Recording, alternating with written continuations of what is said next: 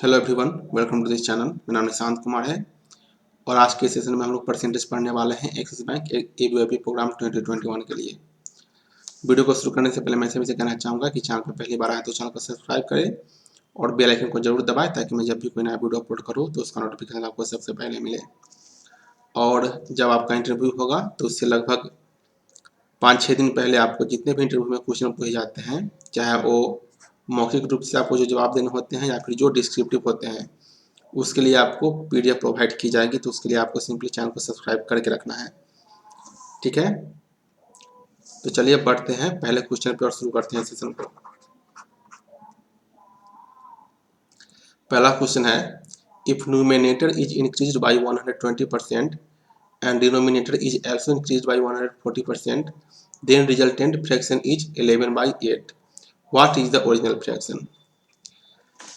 कोई फ्रैक्शन है, original fraction हम लोग सपोज करते हैं जो कि एक्स बाई वाई के फॉर्म में है। तो ये वाला बढ़ता है, जो न्यूमिनेटर है वो 120% से बढ़ता है और जो डिनोमिनेटर है वो 140% से बढ़ता है, ठीक है।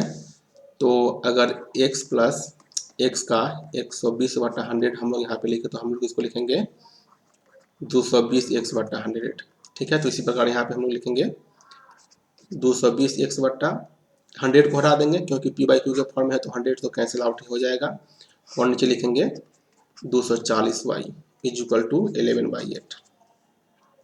0 से 0 हटेगा, ये 2 और ये 3, मतलब 2x/3y is equal to 1। This implies x/y is equal to 3/2 और यही आपका ओरिजिनल फ्रैक्शन है जो कि आपका रिक्वायर्ड आंसर है। इस सेशन में मैंने टोटल 10 क्वेश्चन को इंक्लूड किया है और पिछले वाले सेशन में मैंने 5 क्वेश्चन इंक्लूड करके प्रॉफिट एंड परसेंटेज को पूरी तरह से कवर कर दिया है। और जो क्वेश्चन आपको इसमें बताया जा रहा है परसेंटेज के, एक्सिस बैंक एबीवीपी प्रोग्राम में क्वेश्चन के यही लेवल होते हैं, ना इससे ऊपर होते हैं और ना ही इससे नीचे होते हैं और लगभग इसी टाइप के क्वेश्चन आपसे वहाँ पे पूछे जाएंगे। तो एक एक करके मैं हर एक टॉपिक को कवर करूंगा जो एक्सिस बैंक में पूछे जाते हैं। मैथमेटिक्स का भी कहने का मतलब क्वांट का, रीजनिंग का, और इंग्लिश के लिए आपको क्या करना है, वोकेबुलरी आपको पढ़ना है। आप न्यूज़पेपर पढ़ें, उसमें से लगभग 10 वर्ड को रोज पढ़ें। वोकेबुलरी के लिए आपको ये करना है, या फिर कोई साइनो इंटू का किताब भी आप पढ़ सकते हैं, ठीक है। क्लोज टेस्ट के लिए आपको क्लोज टेस्ट, कॉम्प्रिहेंशन और कॉमन एरर, इसके लिए आपको क्या करना है, जो आईबीपीएस या फिर एसआई क्लर्क के जो सेट होते हैं या फिर क्या है कि प्रीवियस ईयर के जो क्वेश्चन होते हैं उसको आपको प्रैक्टिस करना है इंग्लिश के लिए। और क्वांट और रीजनिंग का मैं क्लास यहाँ पे करा दूंगा, ठीक है। और एक और बात, कुछ लोग पूछ रहे हैं कि सर अपना व्हाट्सएप नंबर दीजिए ताकि मैं वहाँ पे आपसे डाउट पूछ सकूँ। तो उसके लिए आपका नंबर है 7250065863, मतलब 72500656863। ये व्हाट्सएप नंबर है इस चैनल का। इस पे आपको केवल व्हाट्सएप करना है, आपको कॉल नहीं करना है। कॉल करके आपको डिस्टर्ब नहीं करना है, आप व्हाट्सएप करें, जो भी आपको प्रॉब्लम होगा वहाँ पे आपको सॉल्व किया जाएगा, उसका निदान आपको दिया जाएगा। चलिए दूसरे क्वेश्चन पर बढ़ते हैं। दूसरा क्वेश्चन है, if 62.5% of a number is subtracted from itself, then resultant become 6321। Find the original number, ठीक है। यहाँ पे कहा जा रहा है कोई नंबर x है, उसमें से इसका क्या घटाया जा रहा है, 62.5% घटाया जा रहा है।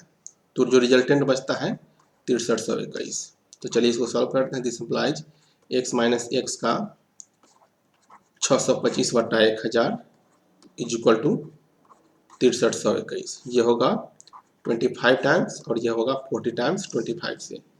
This implies x minus 5x/8। फिर इसको क्या करेंगे तो ये 50 और 8 40 इज इक्वल टू 6321।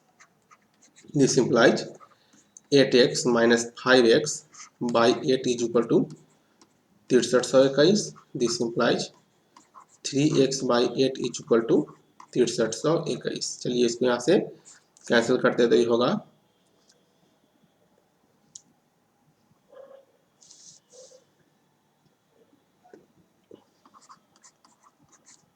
2107, ठीक है। This implies x by 8 is equal to 2107, x is equal to 2107 गुने 8, इसको गुना करते हैं 8 से 56, 8 8 गुना 16 मतलब 16,856 जो है वो नंबर होगा। जो ओरिजिनल नंबर है वो है 16,856। तो ये रहा आपका रिक्वायर्ड आंसर। बढ़ेंगे अगले क्वेश्चन में। अगला क्वेश्चन है Ram's income is 25% more than that of Shyam, by how much percent Shyam's income is less than that of Ram. Ram है और श्याम है। कहा जा रहा है Ram's income is 25% more than that of Shyam. Shyam का अगर 100 है तो राम का 125 है। कहने का मतलब 2500 का 100 और 25 पंचे 125। अगर राम का इनकम 4 रुपया है तो श्याम का इनकम 5 रुपया है। तो कहा जा रहा है by how much percent Shyam's income is less than that of Ram. तो राम की इनकम से श्याम का इनकम कितना कम है। तो किससे कम है, किससे कम करने की बात की जा रही है, राम से कम करने की बात की जा रही है। तो नीचे में राम का सेट लिया जाएगा। और कितना कम है, एक कम है तो डिफरेंस एक है तो एक लिख देंगे, गुने 100 कर देंगे, यही होता है percentage change is equal to 20%। तो जो आपका रिक्वायर्ड आंसर है, कहने का मतलब श्याम का इनकम है वो राम की इनकम से 20% कम है। अगला क्वेश्चन देखेंगे। अगला क्वेश्चन है the monthly income of Naresh is 30% more than that of Raghu. Raghu's income is 20% less than Vishal's income. Then calculate the monthly income of Raghu. The difference between income of Naresh and Vishal is 800। पहले बात की जा रही है नरेश और रघु के बारे में। तो नरेश और रघु के बारे में बात कर लेते हैं। कहा जा रहा है the monthly income of Naresh is 30% more than that of Raghu. Raghu का सपोज कर लेते हैं हम लोग 100 है तो नरेश का 130 होगा। अगर नरेश का 13 है तो रघु का 10 होगा। फिर कहा जा रहा है रघुज income is 20% less than Vishal's income. फिर रघु और विशाल के बारे में बात करेंगे। तो कहा जा रहा है रघु का जो इनकम है वो विशाल की इनकम से 20% कम है। तो विशाल का अगर 100 होगा तो रघु का 80 ही होगा। ठीक है, तो ये 5 होगा तो ये 4 होगा। अब हम लोग क्या करेंगे, इसको यहाँ पे 3 आदमी है, नरेश, रघु और विशाल है। तो ये जो 2 रेशियो है इसको कंबाइन करके एक कंबाइंड रेशियो बनाएंगे जो कि नरेश, रघु और विशाल का रेशियो प्रेजेंट करेगा। तो इसको करने का क्या तरीका है उसको बहुत ध्यान से देखिए। यहाँ पे नरेश और रघु का है 13:10। यहाँ पे 13 लिखेंगे, यहाँ पे 10 लिखेंगे। फिर रघु और विशाल का है 4:5। तो फिर रघु का पहले यहाँ पे लिख चुके हैं 10, तो फिर उसी के नीचे रघु का लिखेंगे 4 और उसके बाद विशाल का कितना है 5 है। अब क्या करेंगे उसको देखिए, इस r को यहाँ पे शिफ्ट करेंगे और इस 4 को यहाँ पे शिफ्ट करेंगे। जो खाली जगह है वहाँ पे उसके बगल वाले को शिफ्ट कर देंगे और वर्टिकली मल्टीप्लाई करेंगे। तो ये होगा 13 चौका 52, ये होगा 10 चौका 40 और ये होगा 10 पचे 50। फिर 2 से डिवाइड करेंगे तो ये 26 होगा, ये 20 होगा और ये 25 होगा। कहा जा रहा है क्वेश्चन में the difference between income of Naresh and Vishal is R 800।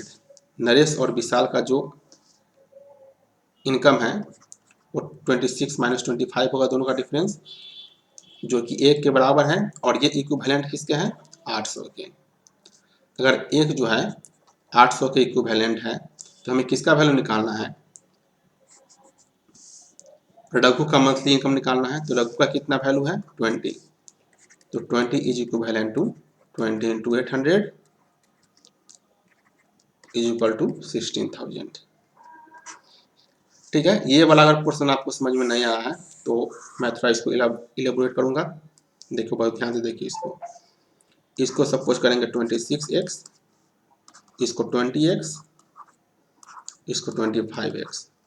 तो according to question 26x minus 25x is equal to 800। Then x is equal to 800। हमें वैल्यू किसका निकालना है 20x का। तो दोनों तरफ से 20 से मल्टीप्लाई करेंगे तो इस प्रकार आपका निकल गया 20x का वैल्यू। और 20x का ही वैल्यू रघु का मंथली इनकम को रिप्रेजेंट करेगा। तो इस प्रकार ये क्वेश्चन सॉल्व हो गया। बढ़ेंगे अगले क्वेश्चन की तरफ। अगला क्वेश्चन है the price of dairy milk is reduce to Rs27 from 30। ठीक है, प्राइस इनिशियल, प्राइस फाइनल। ठीक है, क्या कहा जा रहा है क्वेश्चन में, P1 P2 कर देते हैं, P1 P2 कर देते हैं। पहले प्राइस उसका 30 है, उसके बाद 27 हो जाता है, घट जाता है, डिक्रीज कर जाता है। कहा जा रहा है भाई by how much percent consumption should increase so as expenditure will be same. तो एक्सपेंडिचर होता है प्राइस इनटू कंजप्शन। क्लियर। अब हम लोग पहले एक्सपेंडिचर के बारे में बात करेंगे, तो कितना होगा 30 इंटू कंजप्शन। ठीक है, प्राइस तो हमें पता है कि पहले प्राइस 30 है और कंजप्शन को हम लोग C1 सपोज करते हैं।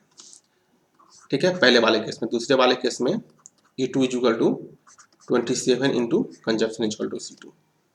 दो केस यहाँ पे बन रहा है। पहले वाले में 30 है, जब 30 है तो हम लोग कंजप्शन को C1 सपोज करेंगे, और जब उसी का प्राइस 27 आ जाएगा तो हम लोग कंजप्शन को C2 सपोज करेंगे।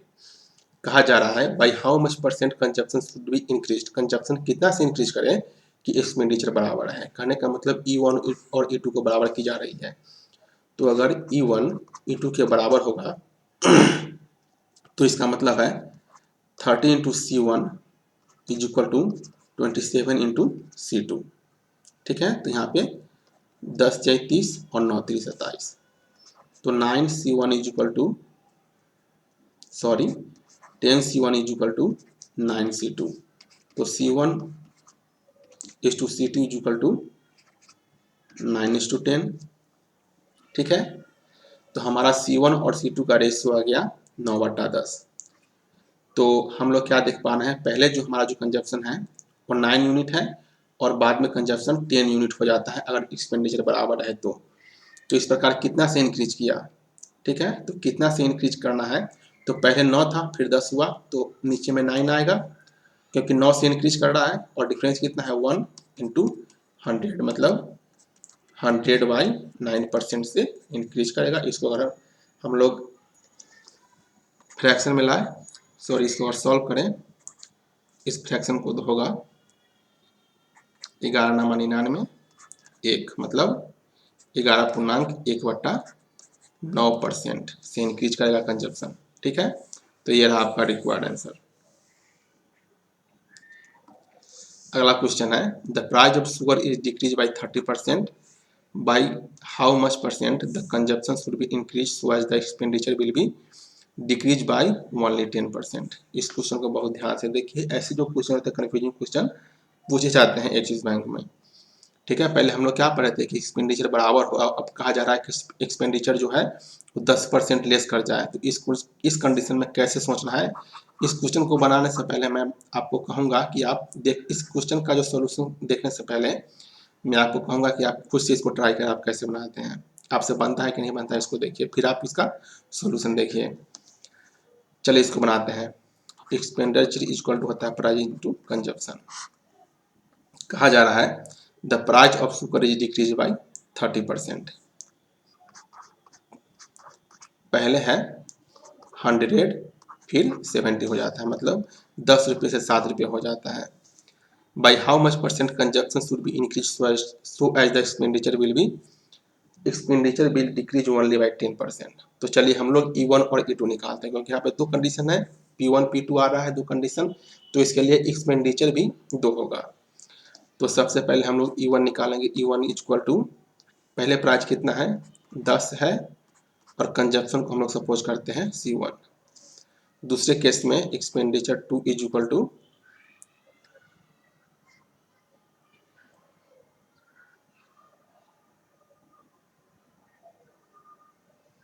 इसको हम लोग सपोज करते हैं 7 इंटू C2 E2। तो यहाँ पे कहा जा रहा है by how much percent consumption should be increase so as the expenditure will decrease only by 10%। तो यहाँ पे 10 और 7 का जो एलसीएम हुआ कितना होगा 70 होगा। तो हम लोग क्या सपोज करेंगे, हम लोग सपोज करेंगे E1 को 700, ताकि हमें क्वेश्चन को बनाने में जोड़ घटाव गुणा भाग करने में आसानी हो। ठीक है, अगर हम लोग E1 को 700 सपोज कर लें तो 700 is equal to 10 into C1 होगा। फिर अकॉर्डिंग टू क्वेश्चन क्या कहा जा रहा है, कंजप्शन को इस प्रकार से मैनेज करना है कि जो आपका एक्सपेंडिचर हो वो केवल 10% घटे। तो हम लोग एक्सपेंडिचर को अब 10% घटाएंगे। तो 700 का 90/100 is equal to 630। 630 is equal to 7 into C2। तो हम लोग इस कंडीशन को फुलफिल कर पा रहे हैं कि एक्सपेंडिचर पहले जो है उसके अपेक्षा जो एक्सपेंडिचर 10% घट रहा है। तो अब हमें क्या करना है, C1 और C2 का वैल्यू इसी से निकालना है।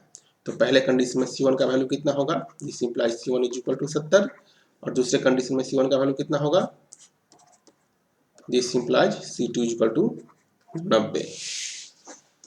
तो पहले कंडीशन में C1 70 है, दूसरे कंडीशन में C2 90 है। करने का मतलब हमें दो कंजप्शन मिल चुका है। तो by how much percent the consumption should be increase, तो कंजप्शन कितना से इंक्रीज कर रहा है, 20 से इंक्रीज कर रहा है। तो 20/70 गुने 100, मतलब 200/7% से कंजप्शन इंक्रीज करेगा।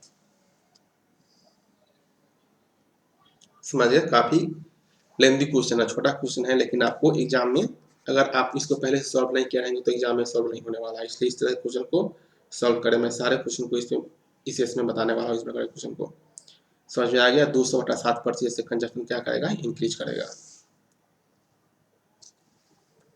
इसको अगर सॉल्व कीजिएगा तो आएगा 28.56%। ठीक है, अब बढ़ेंगे अगले क्वेश्चन की तरफ। अगला क्वेश्चन है, a reduction of Rs2 per kg enables a man to purchase 2 kg more for Rs8, find the original price of the article।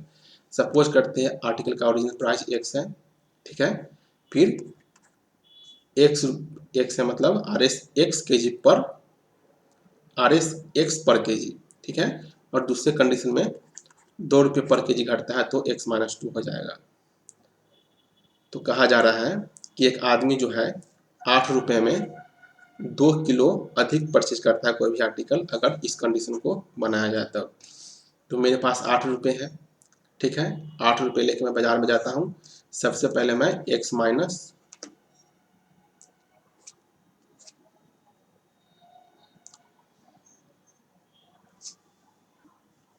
ठीक है, मैं क्या करता हूँ कि इस क्वेश्चन को बहुत ध्यान से समझिए। मैं 8 रुपये लेके मार्केट जाता हूँ। समझ गए, मेरे पास जी मेरे जेब में 8 रुपये है, उसको लेके मैं मार्केट जाता हूँ और x-2 रुपये खर्च करता हूँ। ठीक है, 8 रुपये लेके जाता हूँ और x-2 रुपये पर kg कोई चीज़ खरीदता हूँ। फिर दूसरे कंडीशन में मेरे पास 8 रुपये है और उसी वस्तु को x रुपये पर kg खरीदता हूँ। तो इस कंडीशन में 2 kg अधिक खरीद पाता हूँ मैं। क्वेश्चन को बहुत ध्यान से देखिए। क्वेश्चन काफ़ी सिंपल है, मैं इसे ऐसे भी लिख सकता हूँ, लेकिन मैं चाहता हूँ कि आप क्वेश्चन को बहुत ध्यान से समझिए। मेरे पास 8 रुपये है, सर समझिए, मेरे पास 10 रुपये है। ठीक है, और नहीं, मेरे पास 20 रुपये है और मैं 4 रुपये में 4 रुपये प्रति कलम 20 रुपये का कलम खरीदता हूँ। तो इस कंडीशन में मैं कितना कलम खरीदूंगा, 5। मेरे पास 20 रुपये ही है और मैं 5 रुपये प्रति कलम 20 रुपये का कलम खरीदता हूँ। तो इस कंडीशन में मैं कितना कलम खरीदूंगा, 4 कलम ही खरीदूंगा। तो बहुत ध्यान से देखिए, मेरे पास 8 रुपये है और x-2 Rs पर kg कुछ सामान खरीदता हूँ। दूसरे कंडीशन में 8 रुपये लेके x पर kg कुछ सामान खरीदता हूँ। तो इस प्रकार मैं 2 kg अधिक खरीद पाता हूँ। ठीक है, इसी प्रकार से यहाँ पे हम लोग 1 कलम अधिक खरीद पा रहे हैं और यहाँ पे मैं 2 kg अधिक सामान खरीद पा रहा हूँ। तो हमें क्या करना है, एक इक्वेशन बन गया, इस इक्वेशन को सॉल्व करके हमें आंसर निकालना है। ठीक है, तो अब समझ गए, इक्वेशन को सॉल्व करते हैं। x-2 is minus 1 minus x is equal to 1/4। इस 8 को यहाँ पे ले जाएंगे तो 2/8 इज इक्वल टू 1/4। अब चलिए इसको सॉल्व करते हैं। x minus x plus 2 by x into x minus 2 is equal to 1/4।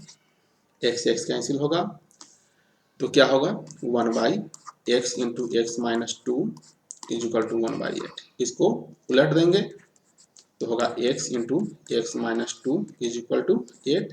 यहाँ पे हम 4 लिख सकते हैं, यहाँ पे हम 2 लिख सकते हैं, इज इक्वल टू 8। कहने का मतलब x का वैल्यू क्या आ गया 4 आ गया। कहने का मतलब उस आर्टिकल का जो ओरिजिनल प्राइस है वो RS4 पर केजी है। ठीक है, तो ये रहा आपका रिक्वायर्ड आंसर। अब बढ़ेंगे अगले क्वेश्चन की तरफ। अगला क्वेश्चन है the salary of Vishal is increase by 10% and then salary is further increase by 20%। Find the percentage change in salary. काफी कुछ इजी क्वेश्चन है। सपोज करते हैं विशाल का सैलरी RS 100 रुपीज है। पहले क्या होता है 10% से बढ़ता है तो 110/100 होगा, और फिर उसी में 20% से बढ़ता है तो 120/100 होगा। एक 100 से एक 100 हटा देंगे, इस 10 से इस 10 को हटा देंगे तो कितना होगा 12 11 132। तो पहले 100 रुपीज है फिर 132 होता है तो कितना बढ़ा 32, कितना से 100 से गुने 100 इज इक्वल टू। कहने का मतलब उसका जो सैलरी है उसमें 32% का चेंज आएगा, जो कि बढ़ोतरी होगा उसमें। अगला क्वेश्चन है the price of sugar is increase by 20% and then consumption is decrease by 10%। Find the percentage change in expenditure. अब देखिए प्राइस एक्सपेंडिचर और प्राइस इनटू कंजप्शन पर एक अलग तरह का क्वेश्चन आ गया। ठीक है, इसमें बता रहा है कि एक्सपेंडिचर में परसेंटेज चेंज कितना है। पहले हम लोग कंजप्शन में परसेंटेज निकाल रहे थे, अब हमें एक्सपेंडिचर में परसेंटेज चेंज निकालना है। तो इस प्रकार के क्वेश्चन को कैसे होगा इसको ध्यान में देखिए। Expenditure equal to price into consumption, यहाँ पे कोई डिफरेंट वैल्यू नहीं है, केवल परसेंटेज की बात की जा रही है। तो हम लोग क्या करते हैं प्राइस को 100 सपोज करते हैं, कंजप्शन को भी 100 सपोज करते हैं। तो अगर प्राइस 100 होगा कंजप्शन 100 होगा तो ऑटोमेटिकली गुना आपका एक्सपेंडिचर 10,000 हो जाएगा। इसको हम लोग पहला केस मानते हैं। जब बढ़ोतरी हो the price of sugar is increase by 20%। अगर प्राइस अगर हम लोग 20% से इंक्रीज करें, ठीक है 20% से, तो कितना होगा 120 होगा। And consumption is decrease by 10%। 100 से हम लोग अगर कंजप्शन को अगर -10% करें तो कितना होगा 90 होगा। तो 12 नामा 108 00 मतलब 10,800 हो जाएगा। ठीक है, तो ये आपका इनिशियल एक्सपेंडिचर है E1 और ये आपका फाइनल एक्सपेंडिचर है। तो find the percentage change in expenditure. तो पहले 10,000 एक्सपेंडिचर है और इसके बाद 10,800 हो जाता है। तो कितना चेंज हुआ 800 हुआ, कितना से 10,000 से। तो परसेंटेज चेंज कितना होगा इसमें 100 से मल्टीप्लाई कर देंगे तो इससे ये हटेगा, इस से ये हटेगा। करने का मतलब जो एक्सपेंडिचर है उसमें 8% का चेंज आ जाएगा। क्लियर, 8% से एक्सपेंडिचर बढ़ जाएगा। तो ये रहा आपका 9वां क्वेश्चन। अब बढ़ेंगे अगले क्वेश्चन की तरफ, और इस सेशन का आखिरी क्वेश्चन है और ये थोड़ा बड़ा क्वेश्चन है, इसको ध्यान से देखिए। The population of A village was 9,600। If the male and female is increased by 8% and 5%, the population will become 10,272 after 1 year. Find the number of male at present. कोई गांव है उसकी पॉपुलेशन की बात की जा रही है और मेल और फीमेल की बात की जा रही है। तो कहने का मतलब क्वेश्चन के अनुसार उस गांव में मेल और फीमेल दोनों रहते हैं, और मेल और फीमेल का जो है दोनों मिला के 9600 पॉपुलेशन बनता है। सपोज करते हैं एक्स मेल है और वाई फीमेल है। ठीक है, ये पहला इक्वेशन हो गया। दूसरे कंडीशन में कहा जा रहा है if the male and female is increase by 8% and 5%। Male जो है 8% से बढ़ता है और फीमेल 5% से बढ़ता है, और उस गांव की जनसंख्या हो जाती है 10,272। इसको हम लोग दूसरा इक्वेशन मानते हैं। अब हमें क्या करना है, इसको सॉल्व करना है। तो हमें 1 साल के बाद मेल की जनसंख्या निकालना है। तो हम क्या करेंगे फीमेल को कैंसिल आउट करने का काम करेंगे। दोनों तरफ 105/100 से मल्टीप्लाई करेंगे 1 में। तो क्या क्या होगा 105 x/100 plus 105 y/100 is equal to 9600 गुने 105/100। ठीक है, और यहाँ पे दूसरा इसको यहाँ पे लिखेंगे 108 x/100 plus 105 y/100 is equal to 10,272। अब हम लोग क्या करेंगे, यहाँ पे जोड़ घटाव काम करेंगे, इससे ये कैंसिल होगा, तो अब बचेगा कितना यहाँ पे, निगेटिव ज़्यादा है पॉजिटिव कम है, तो -3x/100 बचेगा। और इधर कितना बचेगा उसको हम लोग देखेंगे। 105 में हम 96 से गुना करेंगे, 105 छक्का 630 और 945, 08010, 10,080 आ रहा है। ठीक है, चलिए एक और कर लेते हैं। 105 छप्पन 30, ठीक है, और 945, तो इसका वैल्यू होगा -3x इज इक्वल टू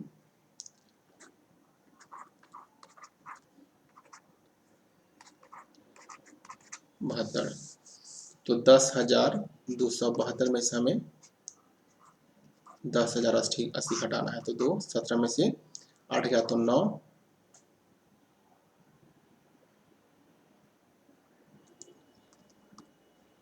यहाँ पे 1 मतलब 192 आएगा।